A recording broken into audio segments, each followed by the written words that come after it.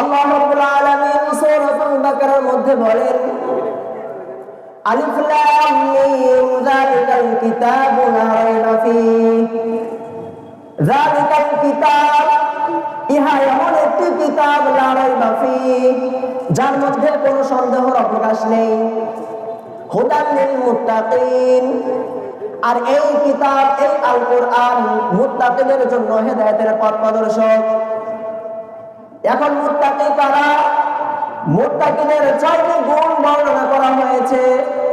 আল্লাযীনা ইউমিনুনা বিল গায়ব, 1 নাম্বার গুণ হলো যারা অদৃশ্য বিষয়ের উপর বিশ্বাস স্থাপন করবে। ওয়া ইউকিমুনাস সালাত ওয়া মিম্মা রাযাকনাহুম ইউনফিকুন। 2 নাম্বার গুণ হিসেবে বলেছেন সালাত কায়েম করতে হবে। 3 নাম্বার, আল্লাহ রাব্বুল